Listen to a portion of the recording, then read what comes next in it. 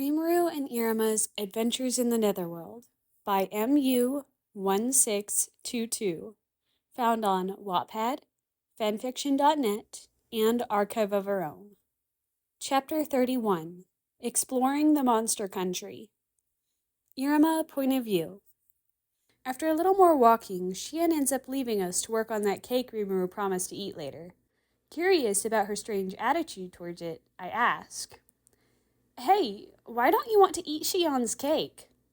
"You'll know why when you see it, Iruma," Rimuru says, giving me a defeated look. Rimuru didn't really answer my question, so I just have to be patient, I guess. While we make our way to find something to eat, I can't help but notice the sheer variety of races here. The demons in the Netherworld vary in appearance quite a bit, but the differences here are even larger. "So, can you tell me what all the types of monsters are called? I'm curious, but I don't want to have to ask everyone you introduced me to. It was way too awkward asking earlier." "Well, the human-like ones with greenish skin are hobgoblins. The ones that look like lizard or dragon people are lizardmen and dragon newts, which are part of the same evolutionary line. The ones that look like a mix between a pig and a human are high orcs. You already know about Oni, but there are also ogres and Kijin, which are similar since they are closely related. All three of those have horns growing from their foreheads, but the ogres look a little less human-like. There are many other types of monsters here too, but those are the main ones at least. It would take me forever to list all of them, so I'm not going to bore you with that." "Wow, that's a lot. How did you bring so many types of people together like this? I'm guessing that it wasn't always like this."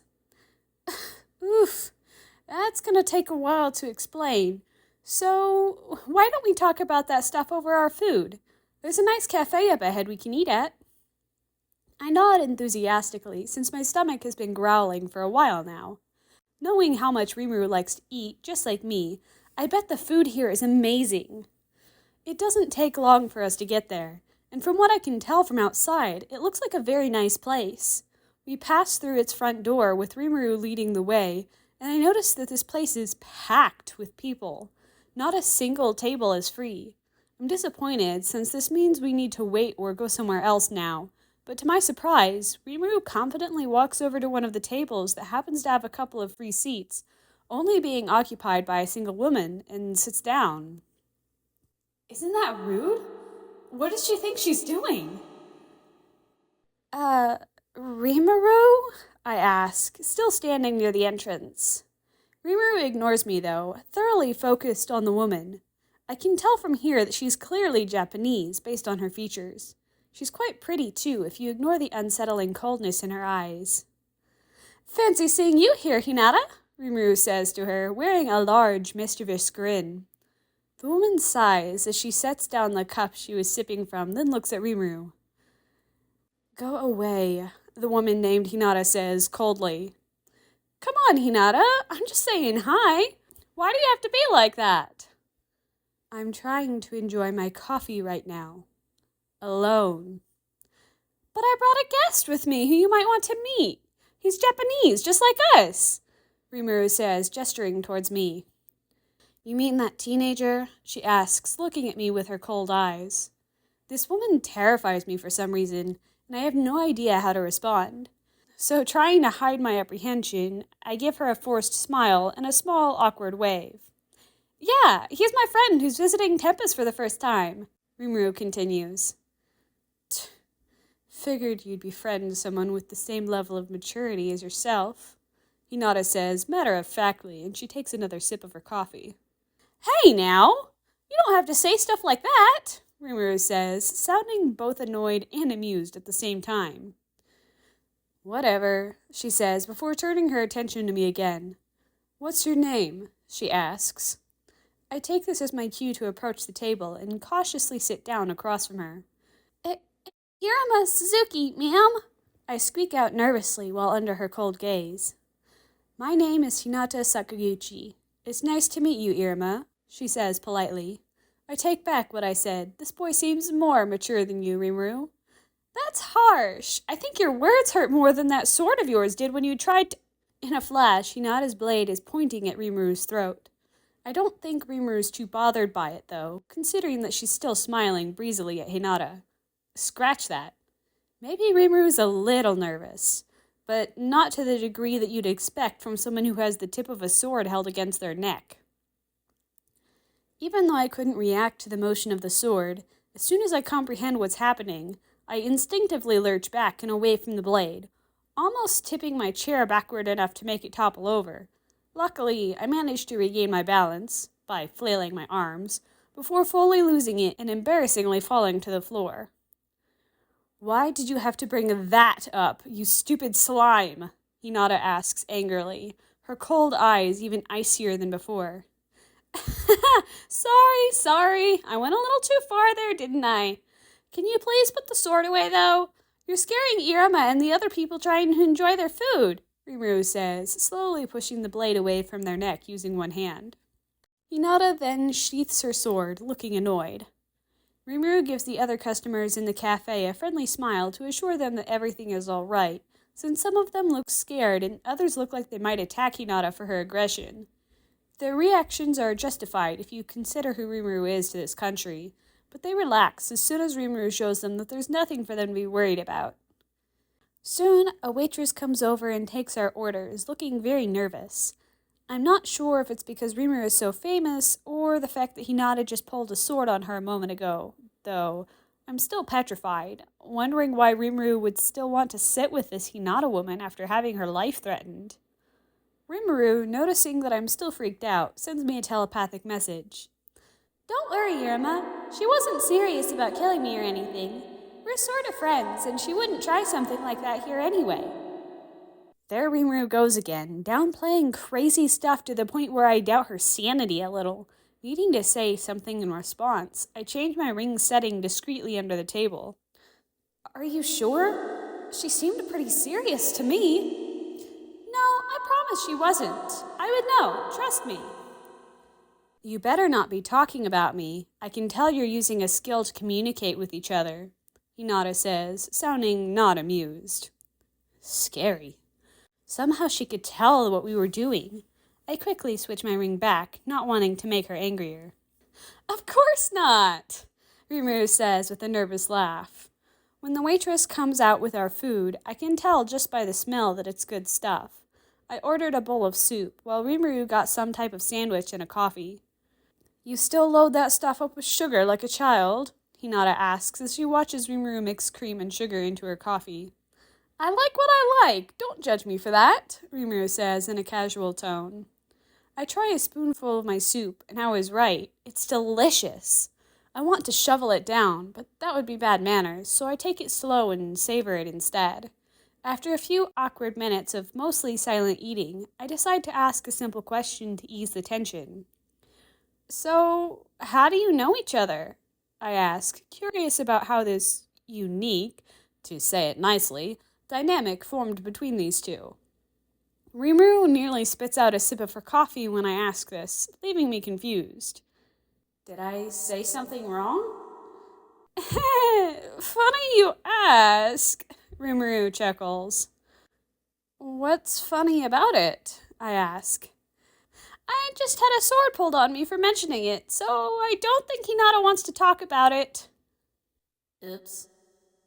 "As long as you don't put it in such an infuriating way, I don't mind it being explained," Hinata says. "Make sure nobody else can hear us, though, Rimuru." "I already put up a sound-canceling barrier after the waitress delivered our food. Don't worry, nobody can eavesdrop." Essentially, I was given false information about him. I was told Rimuru was an evil monster that cruelly murdered the one person that showed me kindness and then stole her appearance, so I wanted to get revenge. Rimuru tried to reason with me, but because he's a monster, I didn't listen at the time, Hinata explains. "Yeah, some of the stuff she was told was right, and some of it wasn't.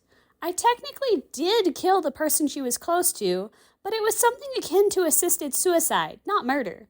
Shizu, that was her name, was already on her deathbed and asked me to eat her, as gruesome as that sounds," Rimuru adds. "You ate someone?" I ask, horrified. "As I explained, Shizu asked me to do that. It wasn't anything violent or painful for her. It was simply laying her to rest, since she said she didn't want to be buried in this world after being summoned here against her will, Rimuru continues. I can't help but feel uncomfortable with the idea of Rimuru eating a person, but since it was fulfilling someone's dying wish, I think I can let it go. So, she was summoned here just like those students you talked about? I ask. Yes, she was actually their teacher before I was, and the reason I knew about and chose to help those kids was her asking me to save them in her place, Rimuru clarifies to me.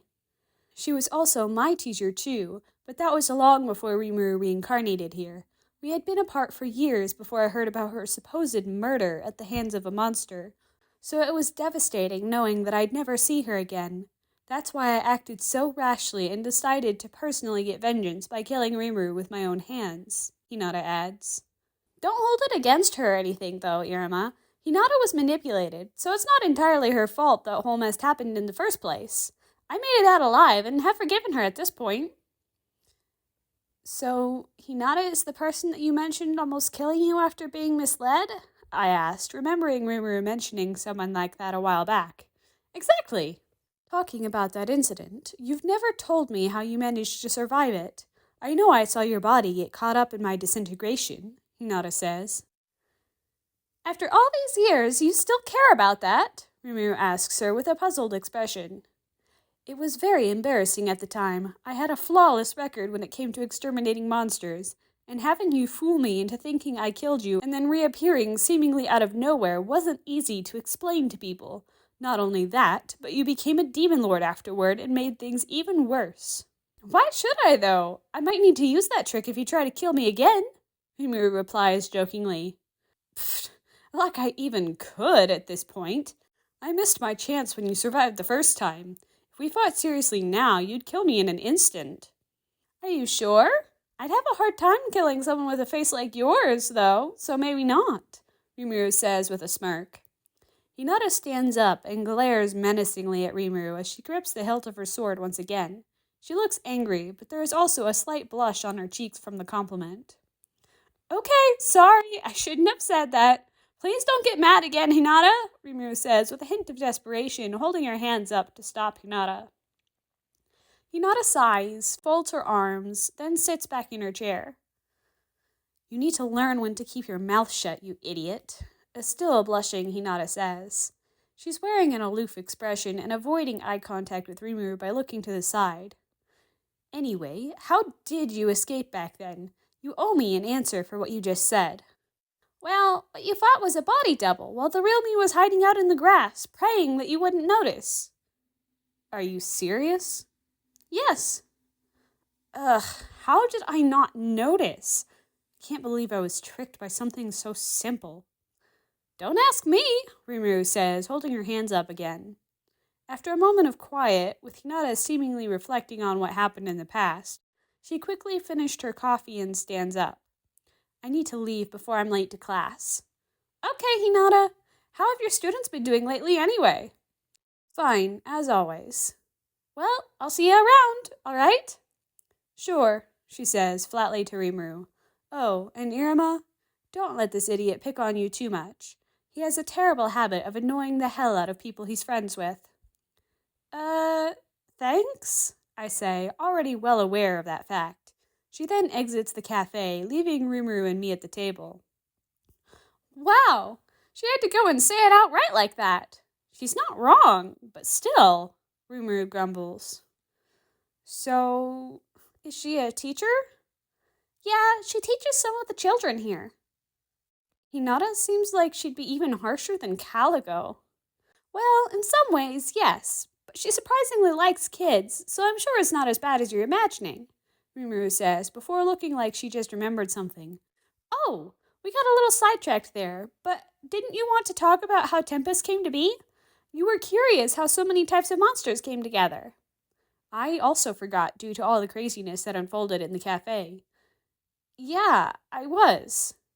I've got a better idea than me telling you. I can let some of the former leaders of those groups give you explanations from their perspectives instead. Want to do that? Sure. I'd love to meet more people, as long as they're not as scary as Hinata.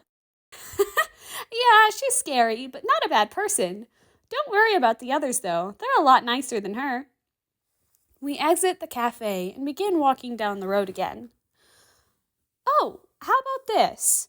I need to have a meeting with my top people about what's been going on during my absence, but after we're done with all that, I can call you in and you can talk with them about all that. Many of them were leaders of their respective groups back in the day. I guess that's fine. I'm concerned since the way Rimuru worded it. It seems like she'll be leaving me alone for a while. I'm not familiar with this place, so as nice as it seems, I don't want to be left without someone I know. Grandpa's busy with Diablo right now too, and I don't want to interrupt whatever they're doing. Hey, don't make a face like that. I'll find you a someone for you to hang out with during the meeting, so don't worry, Rimuru says, noticing the nervous expression on my face. Let me call him. Give me a sec. I wonder who Rimuru has in mind. I hope they're nice. Who are you calling? A friend of mine. He's a hobgoblin, Rimuru answers before muttering something else to herself. Sheesh, he's not responding. I bet that dumbass fell asleep on the job again.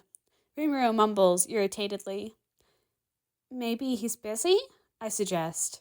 Nah, he'd still answer if that's what was going on. He's great when the moment calls for it, but he's lazy as hell when things are peaceful like now. Rimuru gestures for me to come closer. Alright, seems like we'll have to go to him. We'll teleport to make things easier, so come here for a second. Can't you just make a gate like before? I mean, I can, but this is easier for non-interdimensional travel. It's how I get around a lot of the time, except for the fact I'm dragging you along with me this time. I'll have to adjust things a bit because of you being human, but it's still easier than the gate. You ready? I'm ready. With me giving Rimuru the signal, she teleports us in a split second.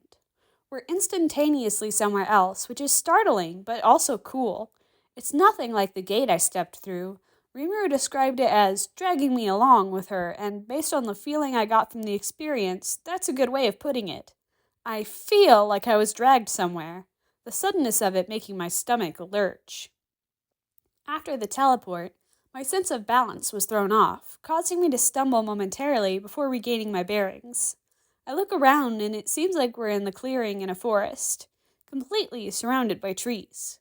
Rimuru talked about Tempest being located in the middle of the Great Forest of Jura, so I assume that's where we are. Nearby, some people are doing what looks like military drills, but that's not what Rimuru is focused on right now. A short distance away is a hobgoblin sleeping while leaning up against a tree. He's goofier looking than many of the other hobgoblins I've seen on the street, quite a bit shorter. He has big bulbous nose and a round face and is snoring loudly. Hey! Gobta! Rimuru shouts at the sleeping guy. Wake up! What kind of name is that? Poor guy got the short end of the stick when it comes to names. I guess his parents weren't very creative. Despite Rimuru being loud, plenty enough to wake me up at least, the hobgoblin named Gobta doesn't even stir in his slumber. Rimuru pinches the bridge of her nose in annoyance before pulling out her sword, still in its sheath. Gobta, get your ass up! I need you for something! Rimuru continues trying to rouse him, now poking his large nose with the sheathed sword and yelling at him multiple times. Still, he doesn't react at all, continuing to snooze away. I'm actually worried that there might be something wrong with him since any normal person would wake up from the stuff Rimuru's trying. I know I would. Is he okay, Rimuru? I asked concernedly. He's fine. He's always like this, Rimuru says with a sharp sigh. Well, Gobta, I didn't want to resort to this, but you leave me no choice, Rimuru says. Now I'm a little scared at what she might do to the sleepy hobgoblin. Don't hurt him or anything. Maybe he's just really tired and needs a nap. You could have me stay with someone else during the meeting, right? He's slacking off, so I need to wake him up. Don't worry, this guy's endured worse than what I'm about to do. As hard as it is to believe looking at him like this, he's one of Tempest's military generals. When you think of a general in the military, you'd never picture someone like this. I've learned that you can't judge a book by its cover, though, so I guess I could see it if I stretched my imagination enough. He is wearing what looks like a military uniform. Rimuru then sharply pokes him with her sheathed sword on the nose, this time not pulling it away immediately. I watch as dark-colored electricity shoots down the length of it and into the poor snoozing hobgoblin, shocking him awake. That couldn't have felt good, that's for sure. He flails and squeals in pain for a moment before looking up and seeing Rimuru. "Lord Rimuru!" he shouts excitedly, despite the painful experience he's just undergone. Maybe Rimuru's right that this guy's tougher than he looks, having recovered so fast from that zapping. "Why'd you have to shock me awake like that, sir?" "I tried to wake you up nicely, but you were sleeping like a rock." He swiftly stands up, adjusts his clothing, and tries to look like he wasn't just sleeping on the job just a moment ago. "Oh, sorry. Hey, wait, you're back. Does this mean you're done with your vacation?" Gopta asks, finally connecting the dots that Rimuru is back home. It doesn't seem like that clicked until just now. "Nah, I'm just checking in with everyone before going back. I do have a special task for you, though." "Does it have to do with this human you have with you?" Rimuru nods. "Go ahead and introduce yourselves." "Your name is Gopta, right? I'm Iruma Suzuki." "Yep, Gopta's my name, given by Lord Rimuru. Nice to meet you, Iruma." "Wait, what? Rimuru named you?" "Oh yeah, I never told you, did I? Names are something very important to monsters. Giving a name takes magic and strengthens the named monster, forming a special connection between the namer and the named. I'm responsible for naming every single monster in Tempest, including Gopta here." The concept of names making someone stronger is a strange one, but since this is magic we're talking about, I guess anything is possible. Still, every monster in the country is named by Rimuru? That's crazy considering how big this place seems. Everyone? Well, at this point it isn't directly, but Seal's invented a system to allow my citizens to name their children using the connection I hold with them. They end up using my strength to name their children, making it so I indirectly name them in a way. The results aren't as good as direct naming, but it gets the job done. "Yeah, but I had the honor of being one of the first to be named directly by Lord Rimuru," Gopta says with a big, cheesy grin, his voice brimming with pride. "So, Rimuru is the person who came up with that stupid name for poor Gopta. I guess Rimuru isn't great with coming up with that kind of stuff. Maybe that's the main reason she came up with a way of indirectly naming monsters?" "Well, we've gotten a bit sidetracked, so let's get back to the main point of this conversation." "Oh, yeah. You said you had a special task for me, right, sir?" "Yes, I want you to keep an eye on Irma while I meet with the others about what happened while I've been gone." "So you're saying I don't have to go to the meeting Bedamaro mentioned earlier?" "Nope, you get out of it as long as you watch Irma for me. You'd probably sleep through the thing, so there's no point in you attending anyway." "Thank you, Lord Rimuru," Gopta says with a big, happy grin. He's clearly excited about not having to go to the meeting. "Sure, but don't get into trouble with Irma. He doesn't know all the rules around here, so if I find out you roped him into doing something stupid, I won't be happy. Other than that, as long as it's not dangerous or illegal, you can take him anywhere you want in Tempest." Rimuru then leans in closer to Gopta. "We'll pay a visit to the butterflies later too if you behave yourself," Rimuru whispers to him while grinning devilishly. "Butterflies? What the heck is Rimuru talking about?" Gopta gets a large smile on his face as she tells him this, and he nods his head enthusiastically. Whatever these butterflies are, he seems thrilled about the prospect of visiting them. "Are you okay with staying with Gopta for a little while? I want to make sure you're comfortable before I leave you with him." "I'm not completely comfortable, but as long as I'm still able to contact you, I guess I'm fine with it." "Of course you can, but you shouldn't have to. Well, as long as you're all set, I need to go get this meeting over with.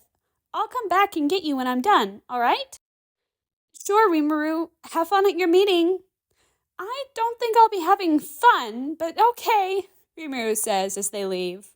And with that, I'm left alone with the dopey-looking hobgoblin named Gopta. Rimuru point of view. I leave Iruma in capable hands. Well, maybe not capable, but I'm keeping an eye on the boy from a distance, so his babysitter doesn't have to be perfect. It's unlikely Gopta will step out of line anyway, especially with the promise I made to him if he behaves. He does what he's supposed to when you motivate him enough. That's why I threw in that little bribe. I'd love to keep showing Irma around personally, but I'm a busy guy. I have adult issues to deal with, which I think will be easier if I leave the teen out of them. Not only do I have to meet with Rigurd and the others, but I also have to deal with some sibling drama after sending Veldora ahead to Tempest before Iruma and me. I know it wouldn't take long for Velgrin to notice his return. I, like the decent brother I am, promised to help, so I contacted her almost immediately with thought communication, pleading for her to put off Veldora's punishment until I have time to deal with it. It took a little finagling, but I managed to talk her down somewhat. I had to make a deal with her, promising to arrange a fancy dinner date for her and her man in exchange. This is only to delay the inevitable, of course, so I still need to play damage control and make sure she punishes him in the least destructive way possible. Velgrind already showed up in Tempest, but isn't pursuing Veldora yet per my request. She's being kept in one of the many rooms I meet with guests in, probably enjoying tea and snacks prepared by Shuna if I were to guess.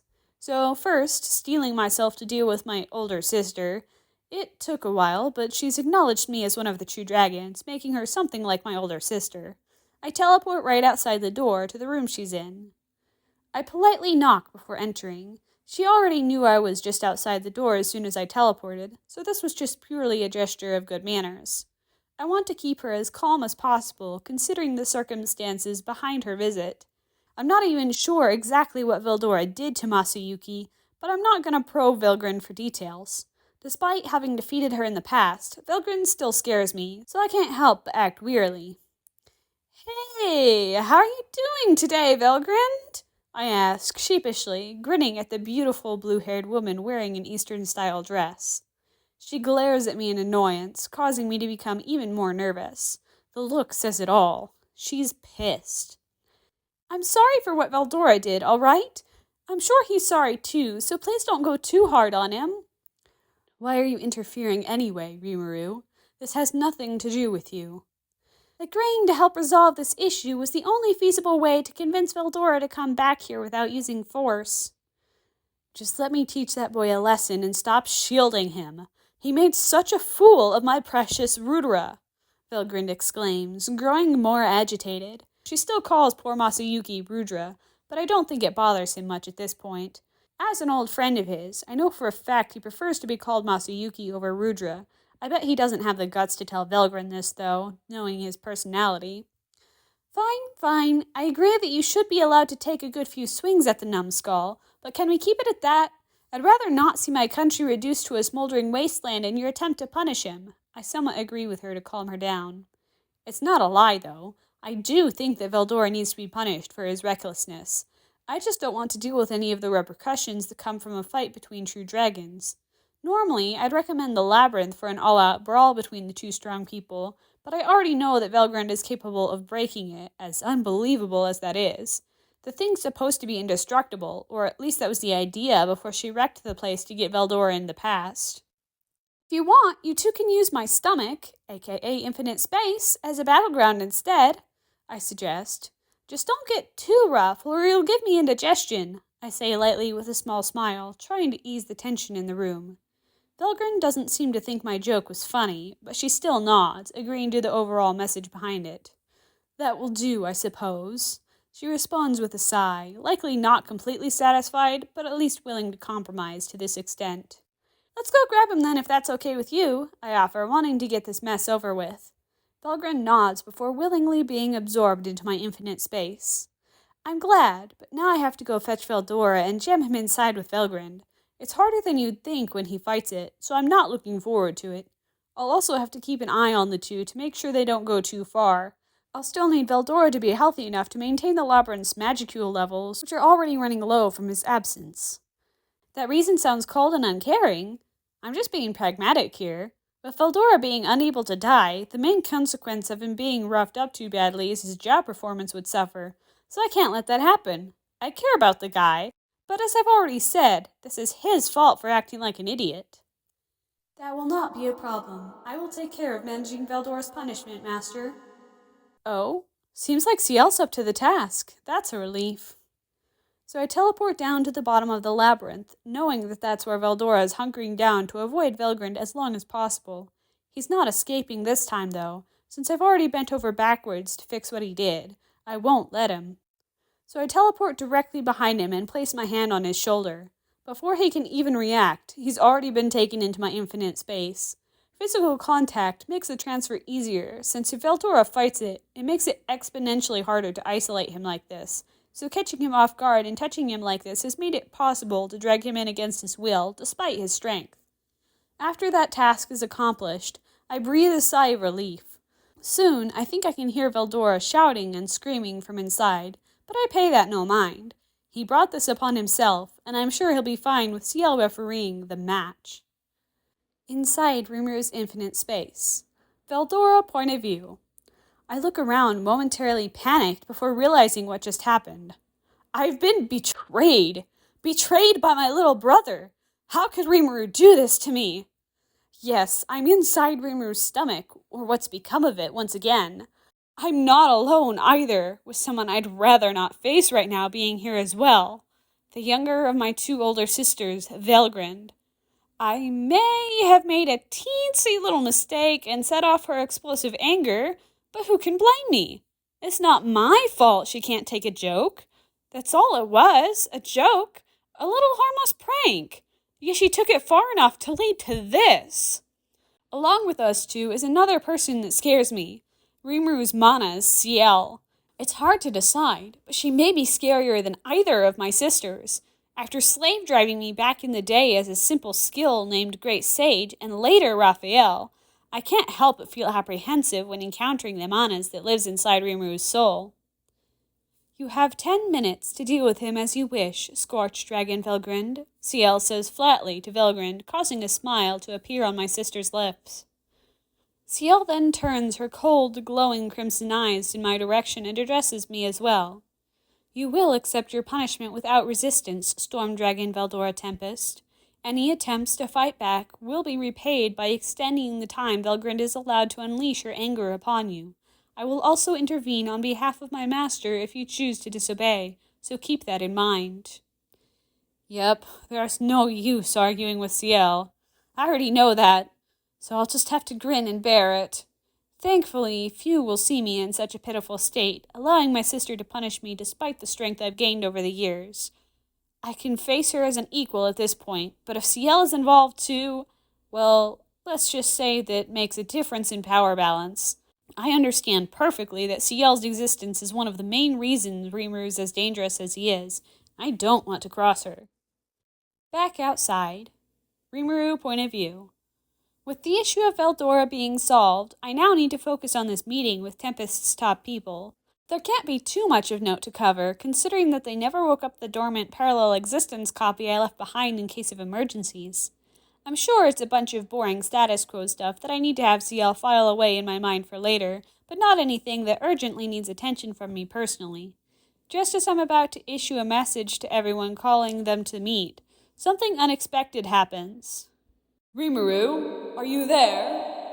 The voice of someone that I recognize appears in my mind. One of the last people I expected to suddenly contact me out of nowhere like this, since it's not like him to do so. Guy Crimson, the Red Primordial. And that concludes Chapter 31 of Rimuru and Iruma's Adventures in the Netherworld.